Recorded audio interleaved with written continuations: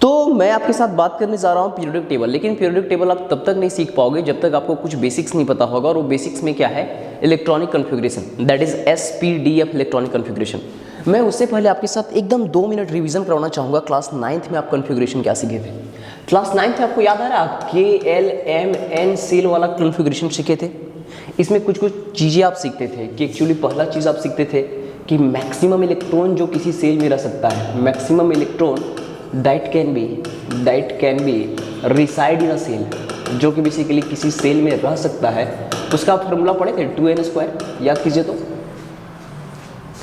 जो maximum electron किसी cell में रहेगा उसका फॉर्मूला था 2n²। पहला चीज़ आप पढ़े थे। फिर आप दूसरा चीज़ क्या पढ़े थे? आपको याद आ रहा होगा कि आप दूसरा चीज़ ये भी पढ़े थे कि मैक्सिमम इलेक्ट्रॉन किसी सेल में रह सकता है, वो है 2n²।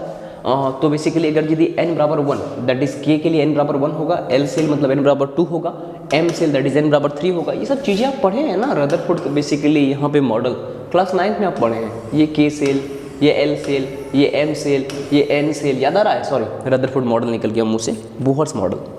अब ये सब पढ़े हो ना, बोहर्स मॉडल क्लास 9th में आप पढ़े हो बॉस। आपको पता है इसको हम k सेल बोलेंगे, इसको l, इसको m, इसको n, इसी तरह सो ऑन चलते रहेगा। तो k के लिए बेसिकली n बराबर हम बोलते हैं first, that is first shell, l को सेकेंड सेल बोलेंगे, m को थर्ड सेल बोलेंगे, n को बेसिकली फोर्थ सेल बोलेंगे। तो आपको पता होगा maximum electron that can be reside in shell can be given by formula 2n², पहला चीज़।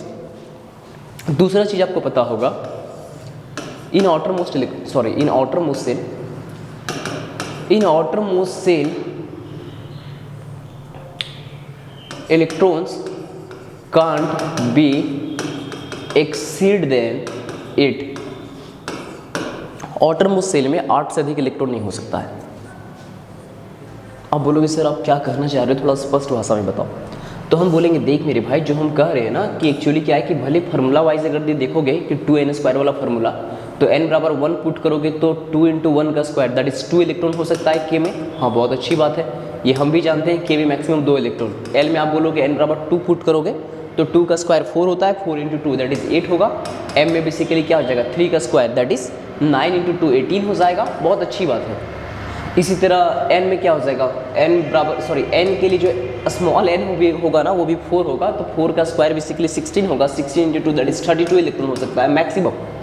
लेकिन आपको पता है कि हम एक बात बोल चुके हैं कि अगर यदि किसी का भी कोई भी सेल अगर आउटरमोस्ट सेल है तो आउटरमोस्ट सेल में 8 से अधिक इलेक्ट्रॉन हो ही नहीं सकता है।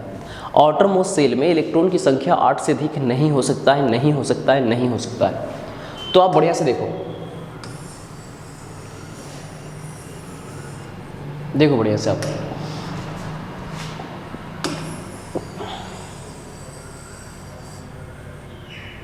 सुनो बढ़िया से। अगर आपके साथ मैं बात करना चाहूँगा कैल्शियम, अच्छा उससे पहले कुछ बेसिक्स में आपको थोड़ा सा ध्यान दिलवा देता हूँ। आप देखो, हो सके कुछ बच्चों को ये भी क्लियर ना हो, हाइड्रोजन अगर मैं लिखता हूँ तो आप बोलोगे हाइड्रोजन में 1 इलेक्ट्रॉन है सर, तो k सेल में रह जाएगा। हम हीलियम बोले तो आप बोलोगे सर 2 इलेक्ट्रॉन है, तो k का कैपेसिटी 2 है। हम बोलेंगे लिथियम तो आप बोलोगे सर लिथियम का एटॉमिक नंबर 3 है, 3 इलेक्ट्रॉन है, तो k का मैक्सिमम कैपेसिटी कितना है सर 2, तो 3 में से बेसिकली 2 इलेक्ट्रॉन यहाँ रहेगा k में और 1 इलेक्ट्रॉन l में चला जाएगा। ये सब चीज़ें आपको क्लियर होगा। फॉर एग्जांपल आपके साथ मैं बात करना चाहूँगा कैल्शियम एटॉमिक नंबर 20, तो आप बोलोगे सर k में 2 रहेगा, 20 में 2 यहाँ चला गया, बाकी l में 8 जा सकता है सर, मैक्सिमम कैपेसिटी है, तो 2 8 10 हो गया। उसके बाद फिर आप बोलोगे सर 10 तो इलेक्ट्रॉन बेसिकली k और l में चले गए, तो फिर बाकी 10 इलेक्ट्रॉन m में होंगे। अब जैसे आप यहाँ पे करोगे फिर वैसे मैं आपको रोकूंगा और बोलूँगा देख मेरे भाई यहाँ पे गलत आपने कर दिया, क्योंकि कुछ देर पहले हम बताए थे कि आउटरमोस्ट सेल में 8 इलेक्ट्रॉन से ज़्यादा हो ही नहीं सकता है। हम बताए थे ठीक है 2n² वाला फार्मूला आप लगा रहे हो, लेकिन आउटरमोस्ट सेल में 8 इलेक्ट्रॉन से अधिक नहीं हो सकता है, नहीं हो सकता है, नहीं हो सकता है। तो ये आपका गलत है। एक्चुअली क्या है कि यहाँ पे 10 आपने कर दिया, ये आउटरमोस्ट सेल बन गया ना कैल्शियम का m सेल, और आउटरमोस्ट में कभी भी 8 इलेक्ट्रॉन से अधिक हो ही नहीं सकता है। तो फिर हम क्या करें सर, तो आप ये करो ना, आप यहाँ पे 8 इलेक्ट्रॉन पुट करो और उसके बाद फिर बाकी अगले सेल में जाओ, तो 2 8 10 8 18 2 20, इस तरह से आप कन्फिग्रेशन करते थे 1 से लेकर के 20 तक। आई थिंक आप क्लास 9th में प्रैक्टिस किए होंगे। तो हम आपको यही बोलेंगे कम से कम बेसिकली आप इसको एक बार रिवीजन कर लीजिएगा। वैसे ज़्यादा काम तो ये आएगा नहीं, ज़्यादा काम आपका वो क्या आएगा इस क्लास में, ज़्यादा काम जो आपको हम पढ़ाएंगे वो SPDF इलेक्ट्रॉनिक कन्फिग्रेशन है, ठीक है। हो सके बहुत सारे बच्चों को क्लास 10th में क्लियर होगा, ठीक है। मैं भी अपने यहाँ बच्चों को पढ़ा दिया था SPDF कॉन्फ़िगरेशन, लेकिन कोई नहीं, बढ़िया से रिवीजन कीजिए। अगर आप इसको बढ़िया से रिवीजन कर लीजिएगा तो फिर पीरियोडिक टेबल जब आप पढ़ोगे तो आपको दिक्कत नहीं आएगा, आप अच्छा से चीज़ों को कर सकते हो। थोड़ा ध्यान सुनो प्लीज़। तो आपके साथ मैं आज जो है ना K shell L M N वाला जो कॉन्फ़िगरेशन है वो आपके साथ बात ही नहीं करूँगा। बस आपको मैं 2 मिनट याद दिलाया कि ये सब चीज़ें आप जानते थे। अच्छा, आप क्या कीजिएगा 1 से लेकर के एटलीस्ट 30 तक, 1 से लेकर के 30 तक एलिमेंट आप याद कर लीजिएगा, एटलीस्ट 1 से 30 तक। कोई ट्रिक नहीं, एकदम सीधा रट लेना। Hydrogen, helium, lithium, beryllium, boron, carbon, nitrogen, oxygen, fluorine, neon, sodium, magnesium, aluminium, इस तरह से एकदम अच्छा से याद होना चाहिए, बिना कोई ट्रिक का, कुछ भी नहीं, एकदम 1 से लेकर के 30 तक आप याद कीजिए। ठीक है, आप 1 से 30 तक एलिमेंट को बढ़िया से याद कीजिए। अब आपके साथ मैं बात करने जा रहा हूँ SPDF इलेक्ट्रॉनिक कॉन्फ़िगरेशन, लेकिन उससे पहले थोड़ा ध्यान सुनिए। क्या जब हमने रदरफोर्ड मॉडल के बाद जब नील बोहर्स मॉडल पढ़ा था क्लास 9th में जब आपने नील बोहर्स मॉडल पढ़ा था तो आपने पढ़ा था कि एक्चुअली न्यूक्लियस तो होता है एक बहुत छोटा सा स्पेस जहाँ पे सारे मास बेसिकली कंसंट्रेटेड होंगे और सारे पॉजिटिव चार्ज होंगे। लेकिन क्या है कि न्यूक्लियस के चारों तरफ बेसिकली क्या है ना, ऑर्बिट या सेल होता है, जिसको हम K सेल, फिर L सेल, फिर M सेल, N सेल कहते हैं। ये सब चीज़ें हम कहते थे और इनका अपना एक एनर्जी लेवल होता है और इलेक्ट्रॉन एनर्जी लेवल के बेसिस पे फील होता है। जैसे इसका एनर्जी लेवल कम होगा, उसके बाद यहाँ थोड़ा एनर्जी लेवल ज़्यादा, यहाँ और ज़्यादा, यहाँ और ज़्यादा, तो एनर्जी लेवल के बेसिस पे इलेक्ट्रॉन का फीलिंग होता है। और हम लोग जानते हैं बढ़िया से दैट किसी भी सेल में इलेक्ट्रॉन का फील करने का अपना एक लिमिटेशन होता है, कैपेसिटी होता है, उससे ज़्यादा नहीं हो सकता है। ये सब चीज़ें आप पढ़े थे, कहाँ पे पढ़े थे? ये सब चीज़ें आप पढ़े थे, फटाक से बोलिए, बोहर्स मॉडल में पढ़े थे। बोहर्स मॉडल क्लास 9th में आप पढ़े थे। ठीक है, अब आपको हम बोलेंगे कि वहाँ पे जो आप सेल का कंसेप्ट देखे थे, आप बोले थे न्यूक्लियस होगा और न्यूक्लियस के चारों तरफ सेल होगा, न्यूक्लियस के चारों तरफ सेल होगा। अब आपको हम यहीं पे रोकना चाहेंगे और बोलेंगे ये जो कंसेप्ट आपका था बहुत हद तक बेसिकली आगे जा करके ये ज़्यादा बेसिकली वैलिड नहीं है, ज़्यादा एक्सेप्टेड नहीं है, क्योंकि इसके बाद हम लोग क्वांटम बेसिकली क्या है कि मॉडल वगैरह देखेंगे बोहर्स मॉडल के बाद, जो कि ज़्यादा बेहतर मॉडल है बोहर्स मॉडल से, क्वांटम मॉडल वगैरह।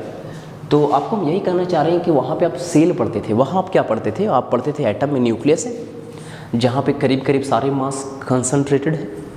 ये तो आप रदरफोर्ड में भी जानते थे, बोहर्स में भी जानते हैं।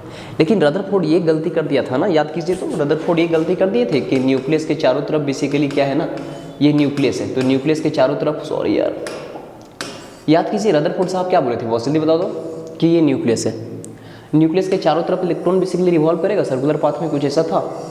लेकिन वहीं पे मैक्सवेल का थ्योरी हम लोग जानते हैं कि जब भी एक चार्ज किसी दूसरे चार्ज के अराउंड एक्सेलरेट करेगा तो एनर्जी लॉस करेगा, और एनर्जी लॉस करेगा तो फिर क्या हेलिकल पाथ फॉलो करना चाहिए, और हेलिकल पाथ फॉलो करते करते करते जैसे जैसे इसका एनर्जी कम होगा वैसे वैसे इसका बेसिकली पाथ छोटा होगा, तो हेलिकल पाथ फॉलो करते करते ये जो बेसिकली इलेक्ट्रॉन है इसको न्यूक्लियस में सिंक कर जाना चाहिए। तो इसके अकॉर्डिंग बेसिकली क्या है कि एटम को अनस्टेबल होना चाहिए। आई थिंक ये तमाम चीज़ें आप क्लास 9th में बढ़िया से रिवीजन किए होंगे।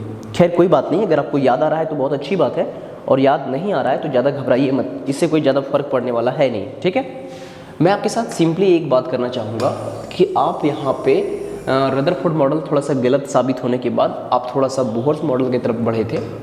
तो बोहर्स मॉडल में भी लिमिटेशन है, आज उसी को मैं आपको बताने जा रहा हूँ। मॉडल्स नहीं, मैं आपको इलेक्ट्रॉनिक कॉन्फ़िगरेशन समझाने जा रहा हूँ। बस ये बताना चाह रहा हूँ कि रदरफोर्ड मॉडल सिर्फ ये बोल दिया था कि न्यूक्लियस के चारों तरफ इलेक्ट्रॉन रिवॉल्व करेगा, लेकिन बोहर्स मॉडल थोड़ा सा आपको बेहतर लगा क्योंकि इसने ये बोला कि न्यूक्लियस के चारों तरफ इलेक्ट्रॉन रिवॉल्व करेगा लेकिन एक फिक्स पाथ में करेगा, जिसको हम लोग सेल या ऑर्बिट कहते हैं। याद आ रहा है आपको? आई थिंक कुछ बताएं कि एक्चुअली फर्स्ट को हम बोलेंगे K सेल, फिर L सेल, फिर M सेल, फिर N सेल, इस तरह से चलते रहेगा। इसको हम फर्स्ट सेल भी कहेंगे, इसको हम सेकेंड सेल कहेंगे, इसको थर्ड सेल कहेंगे, इसको फोर्थ सेल कहेंगे, और हर एक में इलेक्ट्रॉन फीलिंग का अपना एक कैपेसिटी होता है। अब क्या है कि ये तो पता चल गया कि इलेक्ट्रॉन जो है सेल में रहेगा। अगर हम सिंगल बात करें ना कि इलेक्ट्रॉन की जानकारी के बारे में अगर आपसे हम सिंपली पूछे कि आप यहाँ पे बोहर्स मॉडल से क्या सीखते हैं, तो आप बोलिएगा सर बोहर्स मॉडल से ये सीखते हैं कि एटम में न्यूक्लियस होगा और न्यूक्लियस के चारों तरफ सेल होगा, उसी सेल में इलेक्ट्रॉन प्रेजेंट होगा। हम बोले हाँ भाई। तो अब आपको हम बोलते हैं कि चलो ठीक है, सेल वाला कंसेप्ट आपको याद रहा ना, तो आप बोलोगे हाँ सर सेल वाला कंसेप्ट हमको याद रहा। तो आपको हम रिक्वेस्ट करेंगे कि प्लीज़ अब इससे बाहर आप निकलो, और बाहर निकलने के बाद इस बात को ध्यान रखो कि जो इलेक्ट्रॉन होगा ना, वो इलेक्ट्रॉन बेसिकली क्या है कि जो आप सोच रहे थे कि इलेक्ट्रॉन सेल में प्रेजेंट होगा, वो आपका इन्फॉर्मेशन थोड़ा सा अधूरा था। अगर आपको ऐसा लग रहा था कि इलेक्ट्रॉन सेल में होगा तो इन्फॉर्मेशन आपका थोड़ा सा अधूरा था, एक्चुअली आगे जाके आप पढ़ोगे कि इलेक्ट्रॉन जो है ना वो सेल के अंदर भी सबसेल होता है। ठीक है, ये बात सही आप सोच रहे हैं कि इलेक्ट्रॉन सेल में रहेगा, हाँ बहुत अच्छी बात है। न्यूक्लियस के चारों तरफ सेल तो होगा, लेकिन सेल के अंदर भी सबसेल होगा, सेल के अंदर भी सबसेल होगा, और उस सबसेल के अंदर भी एक पार्टिकुलर बेसिकली ऑर्बिटल में होगा। ऑर्बिटल क्या होता है? इलेक्ट्रॉन को जहाँ पे बेसिकली फाइंडिंग करने का प्रोबेबिलिटी मैक्सिमम होता है। प्लीज़ आप उसमें मत जाइए, आप सिंपली ध्यान रखिए, मैं आपको इलेक्ट्रॉनिक कन्फिग्रेशन आज सिखाऊंगा, तो आप सिंपली ध्यान रखिए कि इलेक्ट्रॉन सेल के अंदर सबसेल होता है, उसमें प्रेजेंट होता है, सबसेल में भी ऑर्बिटल होता है, सबसेल के अंदर भी ऑर्बिटल होता है, सबसेल के अंदर भी ऑर्बिटल होता है, और इस सबसेल के ऑर्बिटल में भी इलेक्ट्रॉन अगर यदि रहेगा तो इलेक्ट्रॉन एक पार्टिकुलर बेसिकली ओरिएंटेशन में रहेगा, एक पार्टिकुलर डायरेक्शन में रहेगा। तो एक्चुअली क्या है कि हम बोलेंगे स्पिन अप हो सकता है उसका, कोई बात नहीं, धीरे धीरे समझ जाओगे आप, या फिर उसका स्पिन डाउन हो सकता है। तो एकदम क्लास आपका यहाँ से स्टार्ट होता है, बाकी चीज़ें आप पहले से जानते थे। तो आपको हम क्या बोले बॉस? आपको हम बोले दैट इलेक्ट्रॉन बेसिकली सेल के अंदर जो आप रह रहा था, ये जो आप सोच रहे थे बोहर्स मॉडल के अकॉर्डिंग, अब थोड़ा सा अपना इन्फॉर्मेशन आगे बढ़ाइए, अपने नॉलेज को एक्सपैंड कीजिए और ये मान के चलिए कि सेल के अंदर सबसेल होता है। तो इलेक्ट्रॉन को अगर आपको जानकारी देना हो इलेक्ट्रॉन के बारे में, तो आपको सिर्फ और सिर्फ ये नहीं बोलना पड़ेगा कि इलेक्ट्रॉन जो है सेल में प्रेजेंट होगा। वो क्या है? वो सेल के अंदर सबसेल में प्रेजेंट होगा, और सबसेल के अंदर भी ऑर्बिटल में। ऑर्बिटल एक्चुअली एक पर्टिकुलर डायरेक्शन को रिप्रेजेंट करता है आमतौर पे, या एक बेसिकली एक ऐसा एरिया को रिप्रेजेंट करता है जहां पे इलेक्ट्रॉन को फाइंड करने का प्रोबेबिलिटी हो, और वहां पे इलेक्ट्रॉन अगर यदि होगा तो चाहे तो इलेक्ट्रॉन का स्पिन, उसका ओरिएंटेशन, यहाँ पे स्पिन अप या स्पिन डाउन कुछ और नहीं बल्कि ओरिएंटेशन है। ओरिएंटेशन आप समझो इसको, आप इसका ओरिएंटेशन समझो, इसका डायरेक्शन समझो, एक पार्टिकुलर ओरिएंटेशन समझो। इसका ओरिएंटेशन चाहे स्पिन अप हो सकता है, चाहे स्पिन डाउन हो सकता है। घबराइए मत, आराम से समझा रहे हैं हम। आपको हम क्या बोले? आपको हम बोले कि बॉस जो भी इलेक्ट्रॉन प्रेजेंट होता है ना, वो सेल के अंदर सबसेल में प्रेजेंट होगा, सबसेल के अंदर ऑर्बिटल होगा, ऑर्बिटल के अंदर स्पिन हमको देखना पड़ेगा, मतलब ओरिएंटेशन देखना पड़ेगा।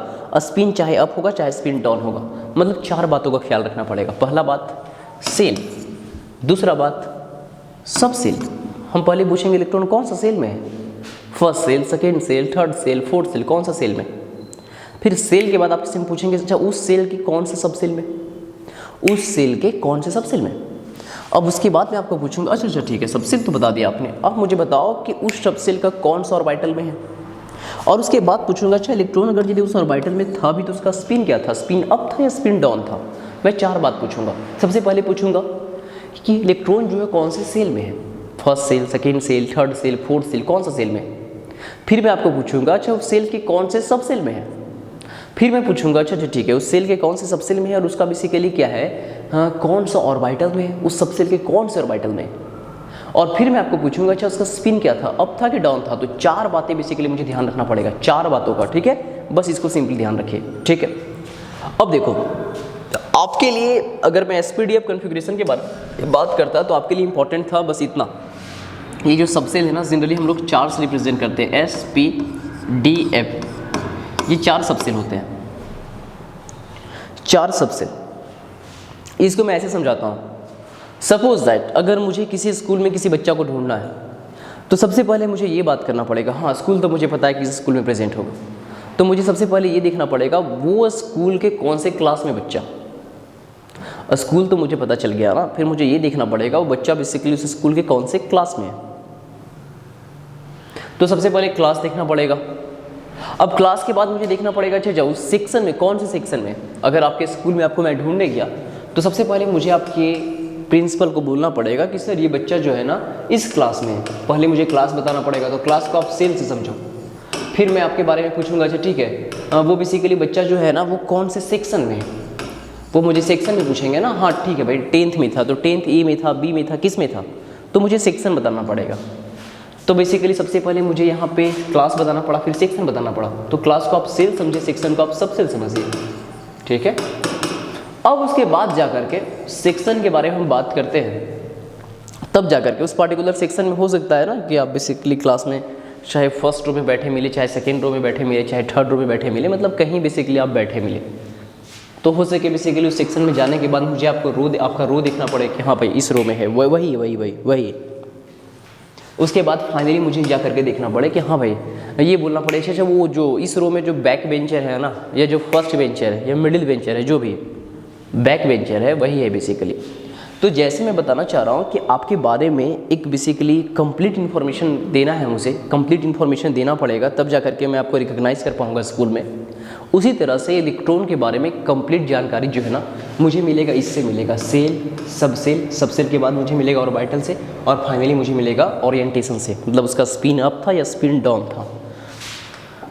तो मैं आपको पढ़ाने लगा यहाँ पे क्वांटम वगैरह, क्वांटम बेसिकली नंबर वगैरह पढ़ाने लगा। कोई नहीं, उससे बाहर निकलते हैं। आपको मुझे सिर्फ और सिर्फ SPDF इलेक्ट्रॉनिक कॉन्फ़िगरेशन सिखाना है, तो आप उसको समझ जाओ, ठीक है।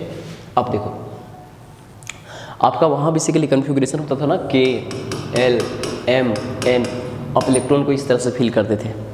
आज आपको हम SPDF इलेक्ट्रॉनिक कॉन्फ़िगरेशन सिखाने की कोशिश करेंगे। बस इतना आप थोड़ा ध्यान सुनिए मेरे साथ। एक्चुअली क्या है, थोड़ा सा इसको सुन लीजिए आप, कि जो सबसेल है ना, थोड़ा सा सबसेल के बारे में जानकारी रखिए। आपको ये 4 सबसेल काम देंगे। एक सबसेल होता है S सबसेल,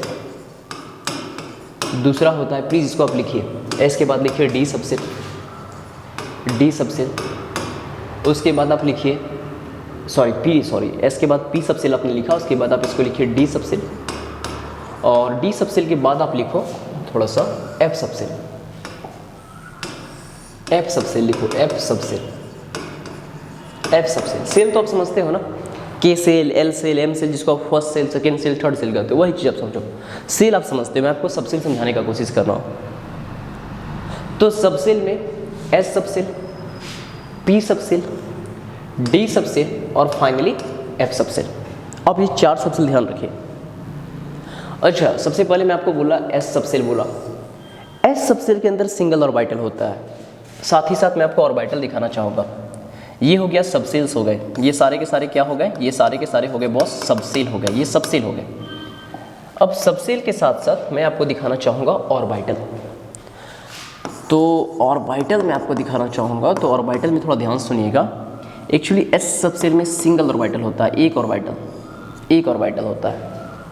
अच्छा, ऑर्बिटल का शेप यहाँ पे क्या है ना, इस तरह से, ऐसा नहीं है कि यहाँ पे स्क्वायर शेप होता है, डब्बा, बस रिप्रेजेंट हम लोग कर देते हैं इस तरह से। S सबसेल स्फेरिकल होता है, बस आप इतना ध्यान रखें। S सबसेल के अंदर एक ऑर्बिटल होता है, जैसे आपको बताया रहे थे ना बॉस कि सेल के अंदर सबसेल होता है। अब सबसेल के अंदर भी ऑर्बिटल होता है। तो देखो, आपको हम सबसेल पढ़ा रहे हैं कि सबसेल में आपको ध्यान रखना है 4, एक S सबसेल ध्यान रखना है, P सबसेल ध्यान रखना है, D सबसेल ध्यान रखना है, F सबसेल ध्यान रखना है। तो सबसेल के बाद आपको हम क्या बताएंगे, ऑर्बिटल बताएंगे ना। तो S सबसेल में सिर्फ और सिर्फ एक ऑर्बिटल प्रेजेंट होता है। P सबसेल में 3 ऑर्बिटल प्रेजेंट होता है, 3 ऑर्बिटल। एक को हम बोलेंगे Px, एक को बोलते हैं Py और एक को बोलते हैं Pz, ठीक है। अच्छा, लगे हाथ एक बात और जान लो तुम, और वो ये जान लो मेरे दोस्त, दैट S सबसेल जो होता है ना वो स्फेरिकल होता है। P सबसेल जो होता है ना वो डम्बल शेप होता है। Px मतलब अगर यदि इसको हम x एक्सिस मान के चलते हैं तो ये बेसिकली x एक्सिस की तरफ, बेसिकली ये x एक्सिस की तरफ इसका डायरेक्शन रहेगा। Py मतलब अगर इसको हम y एक्सिस मान के चले तो बेसिकली ये डंबल जो होगा ये y एक्सिस की तरफ ओरिएंटेड होगा। Pz मतलब अगर हम इसको z एक्सिस मान के चले तो ये जो बेसिकली P का जो डंबल शेप होगा, वो ये जो ऑर्बिटल होगा वो z एक्सिस की तरफ लाई करेगा। ये इसको हम y एक्सिस माने, इसको हम z एक्सिस मान लिए, ठीक है। तो आप बेसिकली बोलिएगा कि सर एक बात तो हमें समझ में आ गया कि सेल के अंदर आप सबसेल पढ़ाने वाले हैं, और सबसेल में आप बार बार जोड़ देते हैं 4 सबसेल का, एक S सबसेल का, एक P सबसेल का, एक D सबसेल का, एक F सबसेल का। हम बोले हाँ भैया अब तुम समझ रहे हो। फिर आप बोलोगे सर आप एक बात और बता दिए कि S सबसेल के अंदर हमेशा एक ही ऑर्बिटल प्रेजेंट होता है जिसका शेप होता है स्फेरिकल। हम बोले हाँ आप तो बहुत बढ़िया समझ रहे हो। फिर आप बोले सर P सबसेल में हम समझ पाएँ कि P सबसेल के अंदर 3 ऑर्बिटल होता है, और ये तीनों ऑर्बिटल अलग अलग डायरेक्शन में होगा सर। जैसे इसके अंदर एक बेसिकली क्या है कि 3 ऑर्बिटल होगा, तो ऑर्बिटल का जो शेप होगा वो डंबल शेप होगा। तो एक x एक्सिस को रिप्रेजेंट करते हैं, एक y को, एक z को।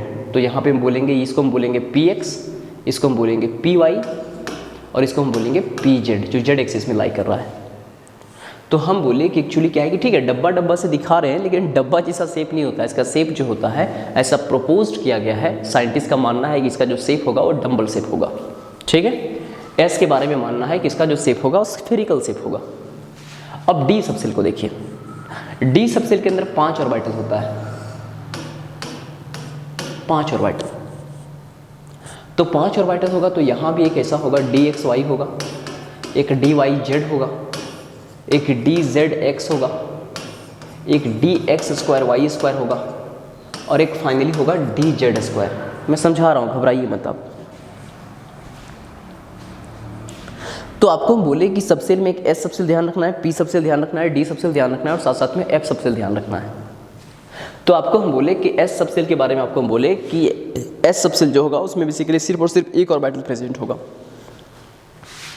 पी सबसेल के अंदर 3 ऑर्बिटल प्रेजेंट होगा। देखो ऑर्बिटल डी सबसेल में 5 ऑर्बिटल प्रेजेंट है। 5 डब्बा दिख रहा है ना, 1 2 3 4 5। सबका नाम हम बता दिए, D X Y, D Y Z, D Z X, D X square, Y square, D Z square. तो जैसे हम बताएं कि एस सबसेल स्फेरिकल शेप में होता है, पी वाला डंबल शेप में होता है, और डी वाला जो होता है ना ये डबल डंबल होता है। इसका शेप कैसा होता है? तो इसका शेप मेरे दोस्त डबल डंबल होता है। डबल डंबल मतलब देखो ये थोड़ा समझो, इसको हम बोले एक्स एक्सिस, इसको हम बोले वाई एक्सिस। तो अगर ये एक्स वाई एक्सिस इसको हम बोले तो डबल डंबल मतलब क्या होगा ना, देखो कुछ ऐसा होगा, ठीक है। ज़्यादा बेहतर नहीं बन पाया, वैसे मेरे डायग्राम के बारे में जो मुझसे पढ़े हो वो तो बेहतर तरीक़ा से जानते हो।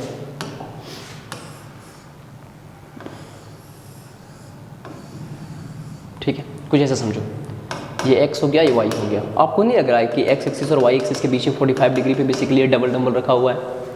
तो इसको हम बोलेंगे dxy, ठीक है। अगर यदि क्या है कि इसको हम बोलते हैं ये y एक्सिस और ये z एक्सिस कर देते हैं तो ये क्या हो जाता? dy/z हो जाता। अगर इसको हम बेसिकली z करते और इसको बेसिकली x करते तो dzx हो जाता। मतलब क्या है कि दो पार्टिकुलर एक्सिस के बीच में 45 डिग्री पे होगा, चाहे dxy हो, चाहे dyz हो, चाहे dzx हो।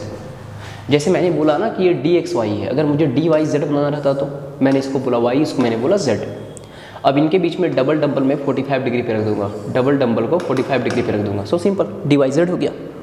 अगर मुझे dzx बनाना रहता तो कोई इशू नहीं यार, ये dzx मुझे बनाना रहेगा, ये z लिया मैंने x लिया। अब दोनों के बीच में बेसिकली क्या है 45 डिग्री पे, कितने डिग्री पे? 45 डिग्री पे डबल डंबल रख दिया, सो सिंपल। तो dzx हो गया। आप बोलोगे सर ये तो समझ में आ गया, dxy, dyz, dzx। आप ये तो समझा दो dx square Y, sorry dx square Y square क्या होगा और dz स्क्वायर क्या होगा, ये आप समझाओ मुझे। तो हम बोलेंगे देख मेरे भाई ये क्या होगा।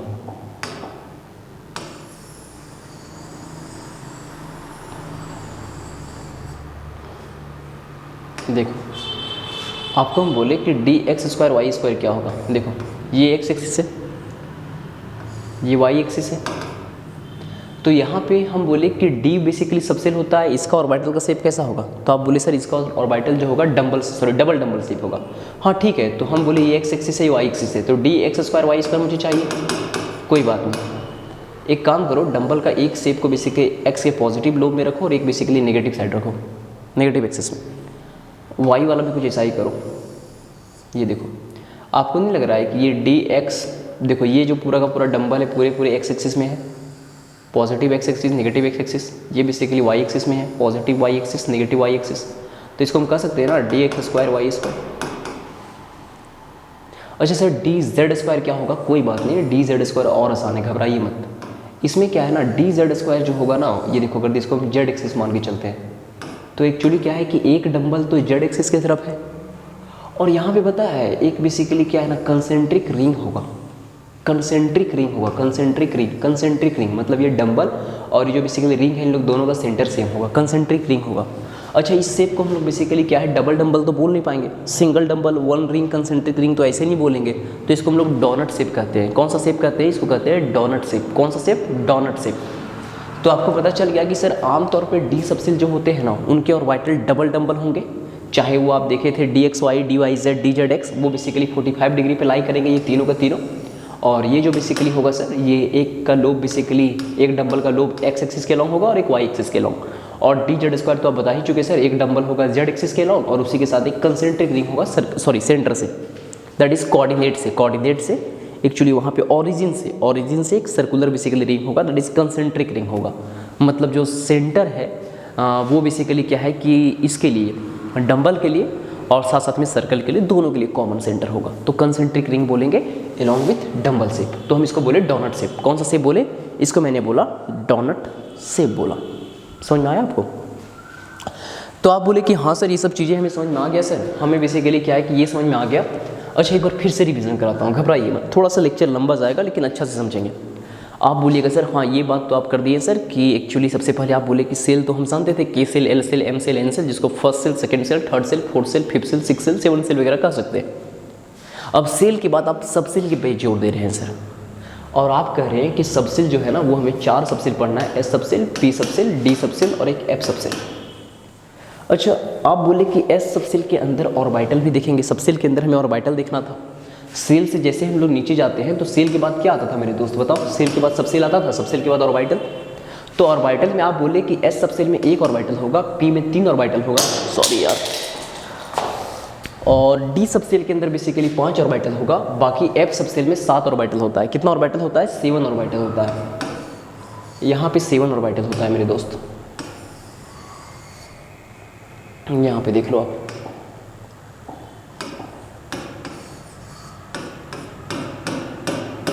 इसके अंदर 7 ऑर्बिटल होता है। तो यहाँ पे कोई डायरेक्शन का उम्मीद मत रखना, इसको हम डिफ्यूज शेप बोलते हैं। कोई इनका पार्टिकुलर डायरेक्शन के बारे में हम लोग बताने के काबिल नहीं है, तो इसको हम लोग बोलते हैं डिफ्यूज शेप। इनका शेप वगैरह के बारे में कुछ नहीं बोलेंगे, स्फेरिकल, डम्बल, डबल डम्बल वगैरह कुछ नहीं बोलेंगे, सीधा बोलेंगे डिफ्यूज शेप, बोलेंगे डिफ्यूज शेप बोलेंगे। इनको हम बोलेंगे डिफ्यूज शेप। इनका शेप ज़्यादा डायरेक्शनल नहीं होता है बल्कि डिफ्यूज होता है, बिखरा हुआ होता है, फैला हुआ रहता है, डिफ्यूज होता है। तो एफ सब सेल के बारे में आपको कोई नहीं पूछेगा, आपके सिलेबस में बिल्कुल नहीं है, और कोई पूछेगा ही नहीं कि एफ सब सेल का शेप कैसा होगा। अगर पूछ दिया तो आप डिफ्यूज शेप मार के आ जाना, बस इतना ध्यान रखिएगा। एफ सब सेल के अंदर 7 ऑर्बिटल होगा। कितना ऑर्बिटल?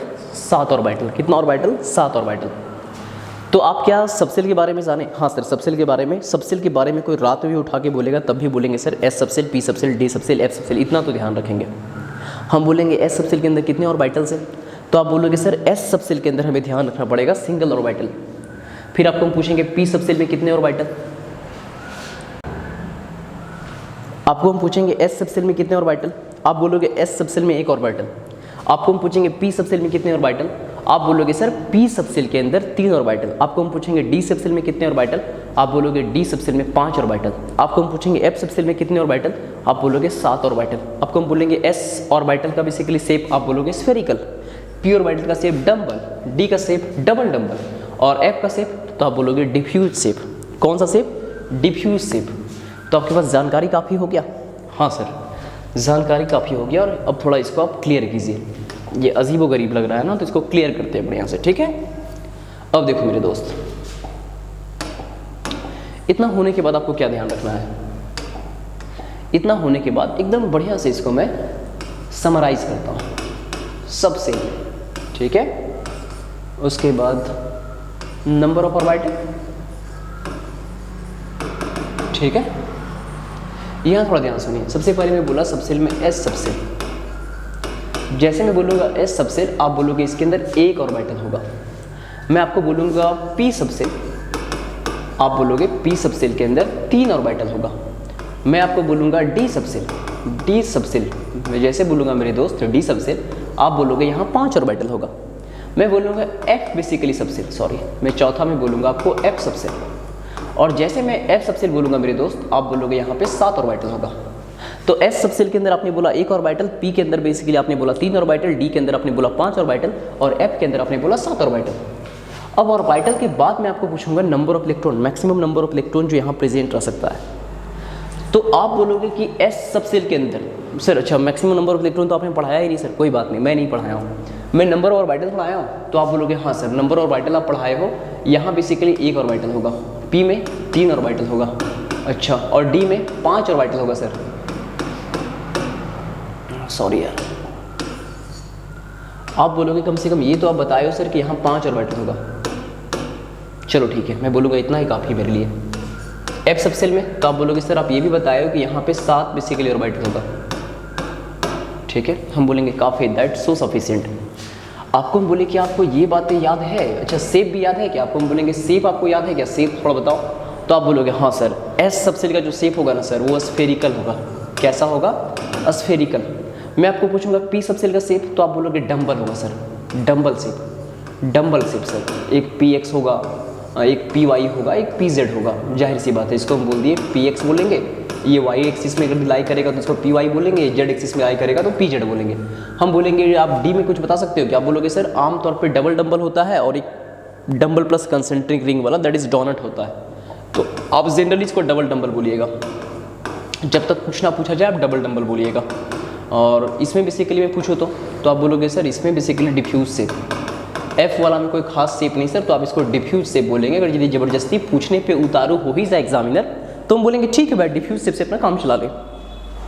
तो प्लीज़ आप इसका स्क्रीनशॉट ले लो, इसको आप ध्यान से देखो, कम से कम इतना जानकारी आपको पता होना चाहिए। एस सबसेट, तो इसमें कितने ऑर्बिटल? 1।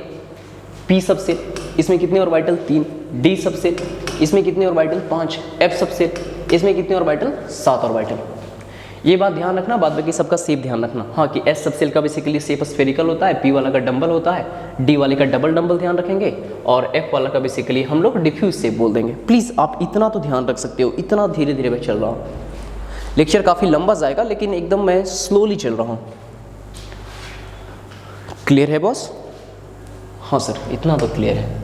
बस एक रिक्वेस्ट और है, जब तुम मेरा इतना बात मान लिए हो, सेल के अंदर तुमने सबसेल देख लिया, सबसेल के बाद तुमने ऑर्बिटल भी देख लिया कि एस ऑर्बिटल में हमेशा एस सबसेल में हमेशा 1 ऑर्बिटल, पी में हमेशा 3 ऑर्बिटल, डी में हमेशा 5 ऑर्बिटल, एफ में हमेशा 7 ऑर्बिटल। जब तुम इतना मान ही लियो मेरे दोस्त, तो क्या तुम एक चीज़ और नहीं मान सकते?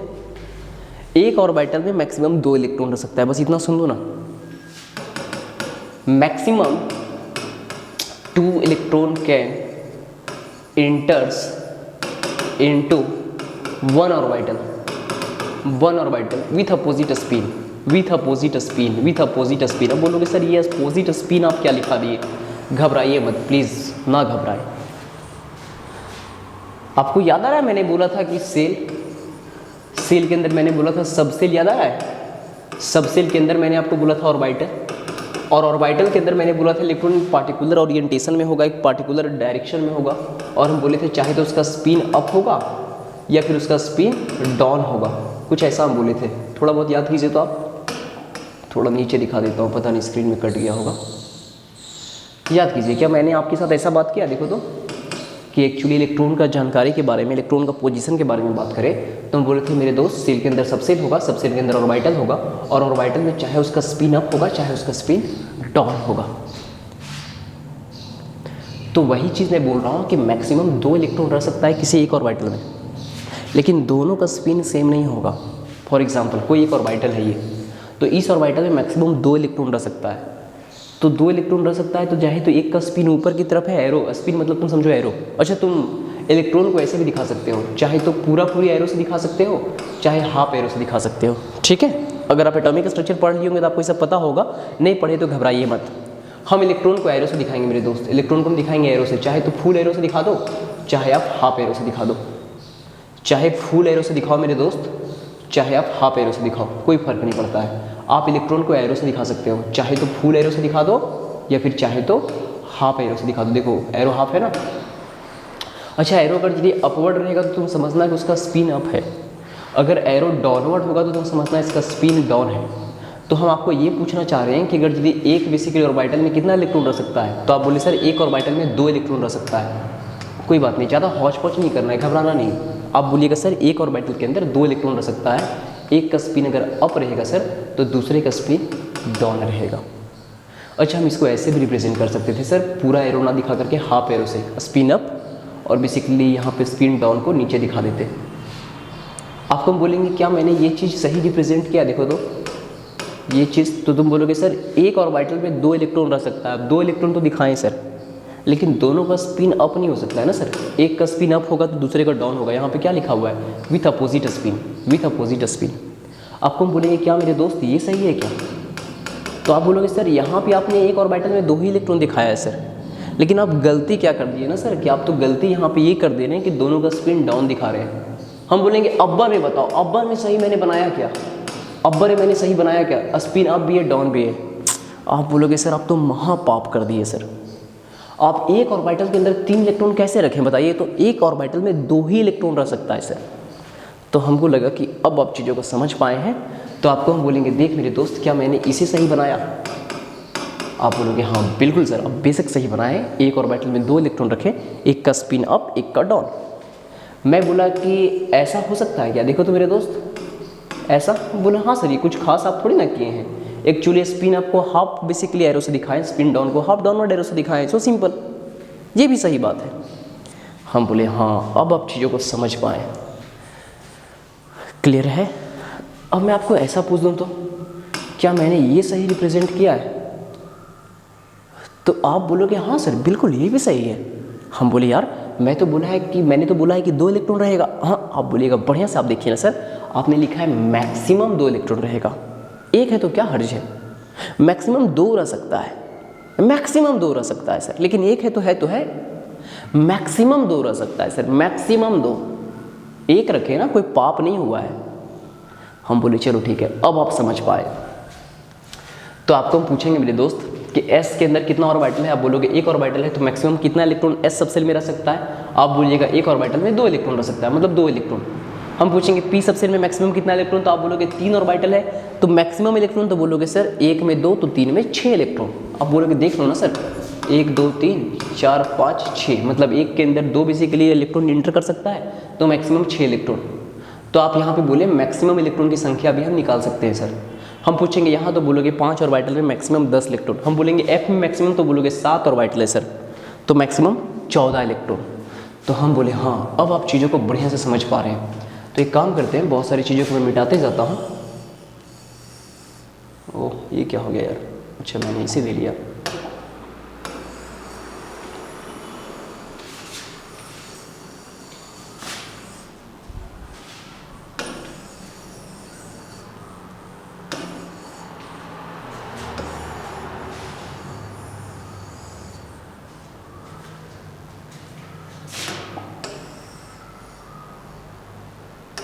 अब देखो मेरे दोस्त, तो क्या क्या सीखा तुमने सीखा कि सर सबसेल में ध्यान रखेंगे S subshell, P subshell, D subshell, F subshell, बहुत अच्छी बात है। उसके बाद ध्यान रखेंगे S सबसेल के अंदर 1 ऑर्बिटल होगा, P के अंदर 3 ऑर्बिटल, D के अंदर 5 ऑर्बिटल, F के अंदर 7 ऑर्बिटल, ठीक है। और उसके बाद एक बात और ध्यान रखेंगे सर। हम बोले क्या ध्यान रखोगे मेरे दोस्त, तो तुमने बोला सर ये बात हम ध्यान रख लेंगे ना sir, maximum number of electron, maximum number of electron in that particular subshell.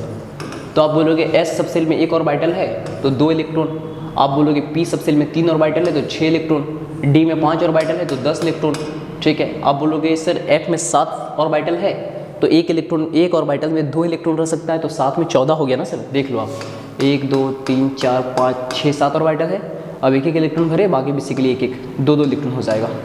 हाँ सर, तो बेसिकली 14 इलेक्ट्रॉन हो गया, 14 इलेक्ट्रॉन मैक्सिमम रह सकता है। यहाँ 5 ऑर्बिटल है सर, तो 1 2 3 4 5 हो गया, 6 7 8 9 10 इलेक्ट्रॉन। तो आप बोले सर हाँ ये समझ में आ गया कि S के अंदर मैक्सिमम 2 इलेक्ट्रॉन रह सकता है, बाद बाकी P सबसेल में मैक्सिमम बेसिकली 6 इलेक्ट्रॉन रह सकता है, D में मैक्सिमम 10 इलेक्ट्रॉन रह सकता है, और बेसिकली F में मैक्सिमम 14 इलेक्ट्रॉन रह सकता है। तो हम बोले हाँ, अब आप बहुत बढ़िया से समझ गए सब चीज़ों को। प्लीज़ ये अब आपके लिए सबसे इम्पॉर्टेंट चार्ट बना है, इसको चाटना नहीं है, आपको ध्यान रह जाएगा, आसान है, बहुत ही आसान है। अच्छा बिलीव में, आप ये लेक्चर को आप कर लोगे ना बहुत बढ़िया से, तो आप एटॉमिक स्ट्रक्चर का कम से कम 20% आप पोर्शन को भी कर ले रहे हो, 20 से 25% पोर्शन। बहुत इंपॉर्टेंट है ये लेक्चर, सिर्फ आपको पीरियोडिक टेबल में हेल्प नहीं करेगा, मैं जानबूझ करके थोड़ा चाह रहा हूँ कि आप एटॉमिक स्ट्रक्चर में भी कंफर्टेबल हो जाओ। चलो ठीक है, 20-25% नहीं लेके चलते हैं हम लोग, इसको लिमिटेड रखेंगे 15 से 20% तक, 15% एटलीस्ट 15% तक रखेंगे। क्वांटम नंबर वगैरह चलो मैं नहीं बताऊंगा अभी आपको, मैं आपको अब लेके जाने जा रहा हूँ बेसिकली उसमें इलेक्ट्रॉनिक कन्फिगरेशन में। अब लेके चलो मेरे दोस्त।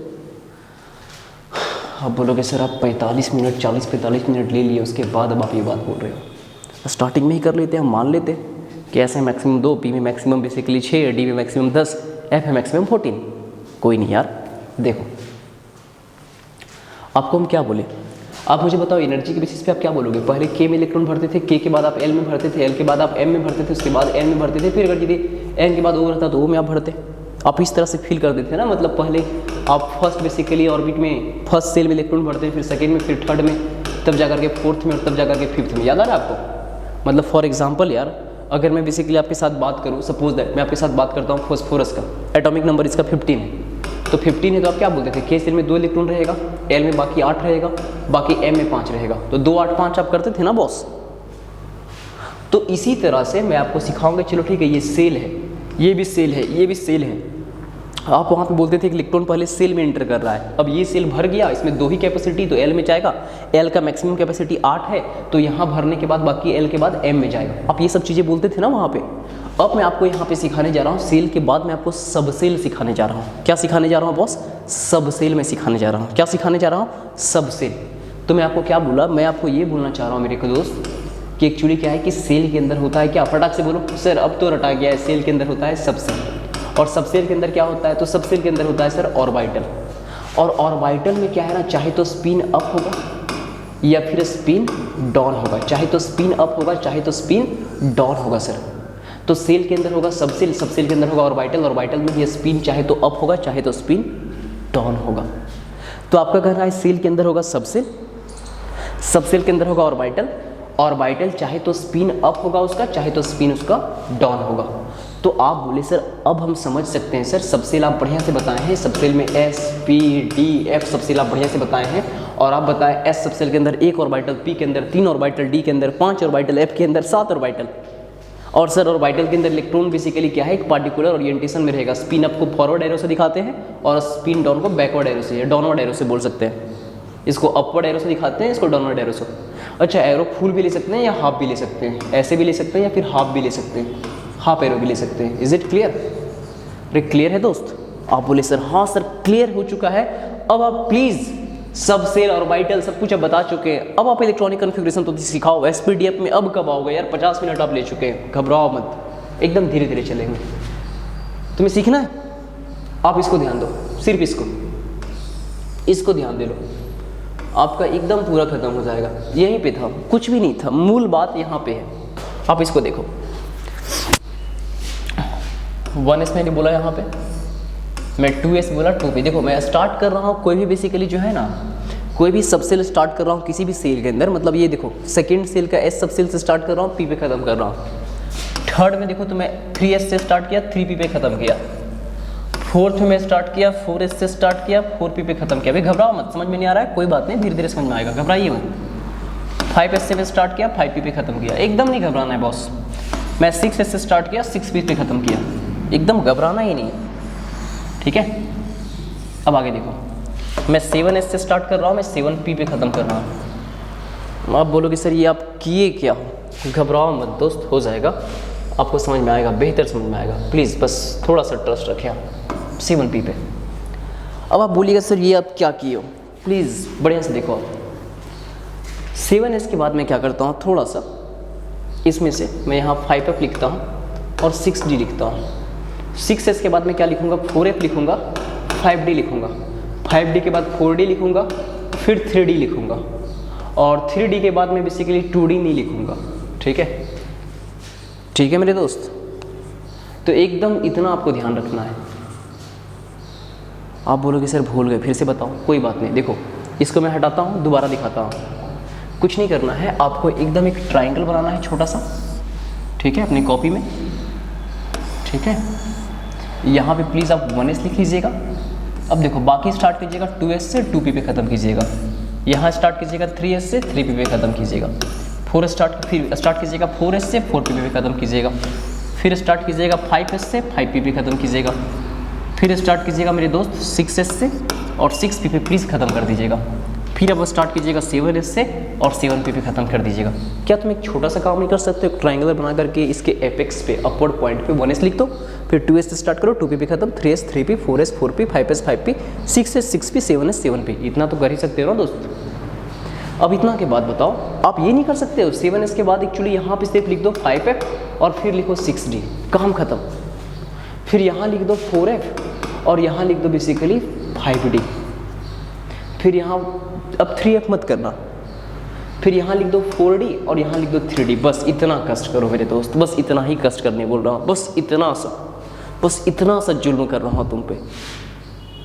वो क्या कर रहा हूँ, बस एक ट्रायंगल बना रहा हूँ। यहाँ 1s बोला, 2s से 2p, 3s से 3p, 4s से 4p, 5s से 5p, एकदम ऐसे बोल रहा हूँ। बस बोल रहा हूँ भाई 7s 7p के बाद यहाँ से सुन ले मेरा बात, बस इतना बोल रहा हूँ यार।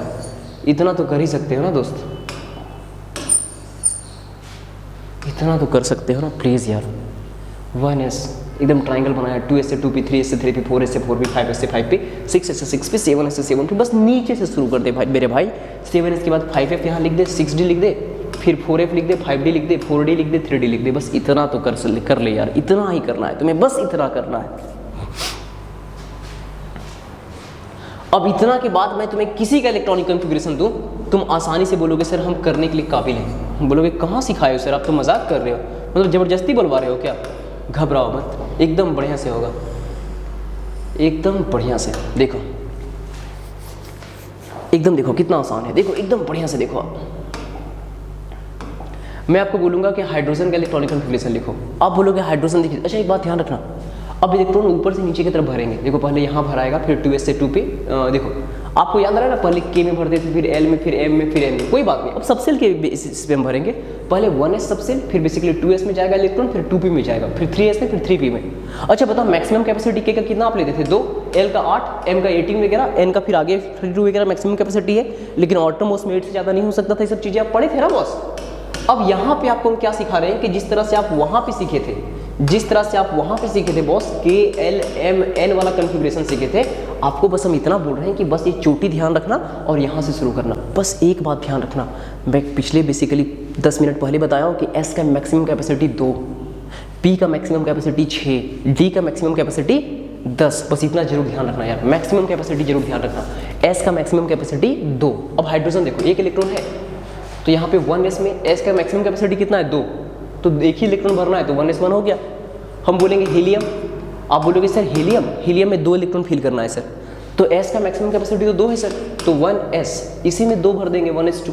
अब हम बोलेंगे लिथियम, क्या लिथियम का आप 1s3 बोलोगे? आप बोलोगे नहीं सर ये बहुत बड़ा पाप हो जाएगा, क्योंकि s का मैक्सिमम कैपेसिटी आप 2 सिखाए हैं। आप बताए हैं कि s के अंदर एक ही ऑर्बिटल है तो उसमें बेसिकली 2 इलेक्ट्रॉन रह सकता है। s का मैक्सिमम कैपेसिटी 2 बताएं, p का मैक्सिमम कैपेसिटी 6 बताए हैं और d का मैक्सिमम कैपेसिटी आप 10 बताएं, तो आप बोलोगे हाँ सर अब तो सर हमसे ये गलती नहीं होगा। अब ये गलती क्यों नहीं होगा? देखो देखो देखो देखो, आप बोलोगे लिथियम के लिए सर हम ऐसे लिखेंगे, इसी तरह फॉलो करेंगे। s में 2 जा सकता है तो यहाँ लिखेंगे 1s2, उसके बाद 2s, 1s के बाद 2s आ रहा है तो 2s में बाकी एक इलेक्ट्रॉन बचा तो 2s में 1 डाल दो। यहाँ भी ये s है तो इसमें 2 जा सकता है, लेकिन मुझे तो एक ही इलेक्ट्रॉन बच रहा है ना, तो इसमें फिल कर देंगे 1। अच्छा लिथियम के बाद बेरिलियम बताओ सर, तब हमें समझ में आएगा। अच्छा प्लीज़ आप भी ये करते जाइएगा, मेरे साथ कीजिएगा, मेरा वेट मत कीजिए आप। देखिए इसमें आप 2 भर दो तो आप बोलोगे 1, इसमें 2 भरेंगे सर, 4 में तो यहाँ पे 2 चला जाएगा सर, बाकी 2 यहाँ पे, तो 1s2, उसके बाद 2s2। आई थिंक अब आप समझ पा रहे होंगे। बेरिलियम के बाद आप बोरोन करो तो आप बोलोगे सर बोरोन का एटॉमिक नंबर 5 होता है तो 5 इलेक्ट्रॉन है, तो 2 तो यहाँ रह जाएगा सर 1s2 में। s में 2 कैपेसिटी तो स्टार्ट यहाँ से करेंगे सर, इसमें 2, फिर इसमें 2, 4 और इसमें 1 जाएगा, तो सर 1s2।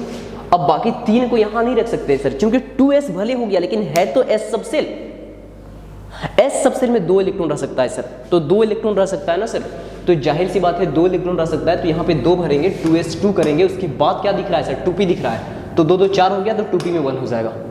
अब हम बोलेंगे यार बोरोन के बाद कार्बन करो, तो आप बोलोगे सर कार्बन करना है ना, तो 1s2 करो 6 में, यहाँ पे 2 गया, 2 के बाद यहाँ 2 जाएगा 4, फिर यहाँ 2, 6, 1s2, 2s2, फिर 2p2। इज इट क्लियर मेरे बॉस? अरे क्लियर है?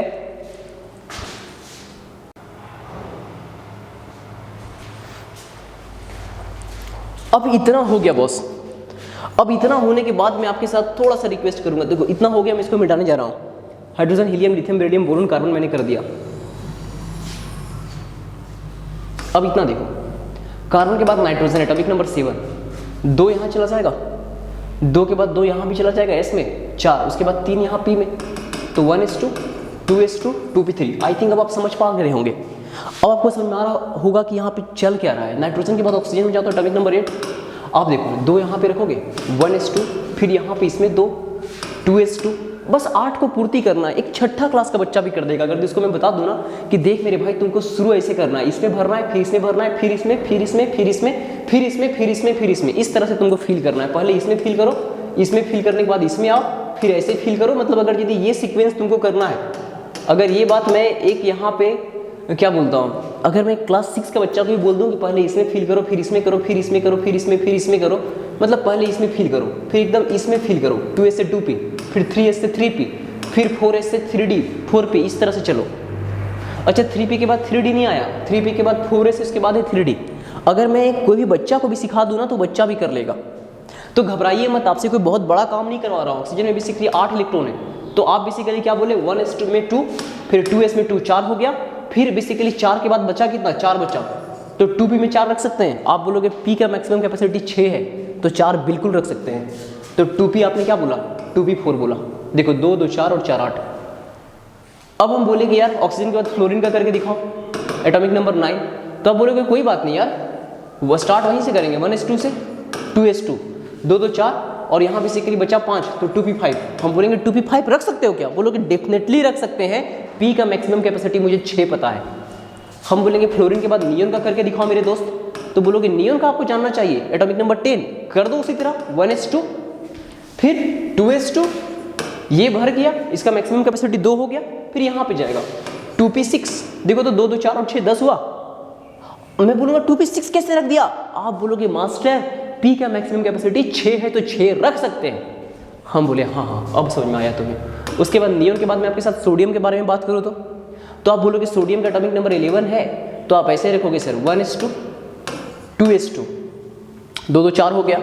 फिर 2p में कितना भर दे, 7 भर दे क्या, 2p7 लिख दे। आप बोलोगे गलत हो जाएगा सर, 2p7 हो ही नहीं सकता है, 2 2 4 और 7 11 थोड़ी ना करना है। एक्चुअली 11 करना है, लेकिन मैक्सिमम कैपेसिटी नज़र में रखते हुए। यहाँ p का मैक्सिमम कैपेसिटी सर 6 है, तो आप 11 किस यहाँ पे 7 कैसे रख दिए, 2p में मैक्सिमम 6 होगा, p में मैक्सिमम अलॉट है 6, तो आप इसको काटिए, आपसे बहुत बड़ा पाप हो गया सर। हम बोले ठीक है भाई, तो अब बताओ। तो आप बोले कि यहाँ पे 2p में आप पहले 6 कीजिए, तो कितना हो गया, 2 2 4 6 10 हो गया। उसके बाद 11वां जो है ना 3s1 कीजिए, आप 3s1 कीजिए तो अरे यहाँ 2p के बाद कहाँ पे नंबर आएगा, 3s का आएगा। हम बोले हाँ भाई ये तो मुझे समझ में आने लगा। अब मैंने यहाँ पे 7 नहीं रखा बल्कि 6 रखूँगा, उसके बाद कोई दिक्कत नहीं, मुझे दर्द नहीं होना चाहिए। यहाँ भर गया तो यहाँ से शुरू करेंगे। अब आप बोले कि सर 11 तक हो गया, अब आगे करो प्लीज़। देखो मैंने 11 तक कर दिया, अब आगे आपको करना है, ठीक है। यहाँ देखो 11 के बाद 12 मैग्नीशियम, एटॉमिक नंबर 12। तो आप बोलोगे कोई बात नहीं सर ऐसे करेंगे 1s2, फिर 2s2, 2 2 4 हो गया, 2p6 10 हो गया।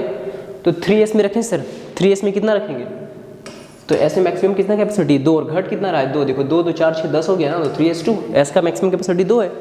हम बोले हाँ भाई मैग्नीशियम समझ में आया। एल्युमिनियम बताओ, तो एल्युमिनियम आप बोलोगे कि सर एल्युमिनियम देख लो, आप एल्युमिनियम को ऐसे देख लो 1s2, 2s2, 2p6। अब तो एकदम धीरे धीरे याद होते जा रहा है सर, 1s2, 2s2, 2p6 10 हो गया। फिर 3s का नंबर आएगा, 10 तो 12 हो गया 3s2। फिर 3p का नंबर आएगा, 12 के बाद एक 13, 3p1, 3s2 हो गया। उसके बाद यहाँ पे मैक्सिमम 2 ही जा सकता था, फिर 3p1 करेंगे। इतना धीरे बता रहा हूँ भाई। फिर सिलिकॉन देख, सिलिकॉन, तो आप बोलोगे 1s2, 2s2, 2p6 10 हो गया सर, 1s2, 2s2, 2p6 10 हो गया। फिर 3s2 12 हो गया। उसके बाद बेसिकली 14 है ना सर, तो फिर 3p2 में जाएंगे, 3p2 करेंगे। अच्छा कोई ऐसे मत करना कि हाँ सर हम तो इतना पागल थोड़ी ना आपके जैसा बार बार इतना मेहनत करेंगे। यहाँ देख लिए 3p1, अब यहाँ से यहाँ तक सेम रखेंगे 3p2। अब आप बोलोगे फॉस्फोरस, तो हम यहाँ से यहाँ तक सेम रखेंगे और लिखेंगे 3p3। फिर आप बोलोगे सल्फर, तो यहाँ से यहाँ तक बोलेंगे यस इट इज, और बोलेंगे 3p4। बोलेंगे नालायक, ये हम नहीं सीख रहे हैं, तुम्हारा प्रैक्टिस होना चाहिए, समझा। ये सब पाप मत करना तुम्हें एकदम बढ़िया से लेके चलना है, एकदम बढ़िया से मतलब बढ़िया से। तुम्हें एकदम बेसिक से लेके चलना है मेरे दोस्त। यहाँ देखो तुम एकदम बढ़िया से लेके चलोगे। देखो ये फॉस्फोरस है ना, एटॉमिक नंबर 15, एकदम शुरू से लेके चलोगे 1s2, 2s2, ताकि तुम्हारा प्रैक्टिस हो जाए, एकदम फटाफट हाथ से लिख ले 1s2, 2s2। देखो फिर 2p6 हो जाएगा 10, अभी भी नहीं भरा।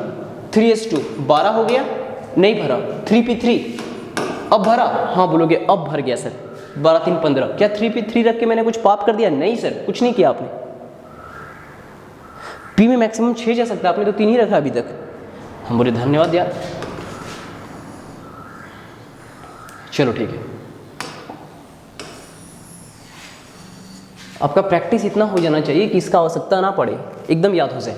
अच्छा फॉस्फोरस मैंने किया, सल्फर देख लो आप 16, तो आप बोलोगे सर 1s2, 2s2, 2p6 कितना हो गया 10 हो गया।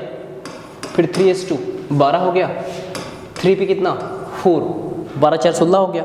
हम बोलेंगे सल्फर के बाद क्लोरीन मेरे दोस्त, तो बोलोगे सर 1s2 आप क्यों टाइम पास करवा रहे हो सर इतना एक ही चीज़ को। कोई बात नहीं यार, तुमको प्रैक्टिस करना ज़रूरी है। 3s2, फिर आप बोलोगे 3p5, ठीक है।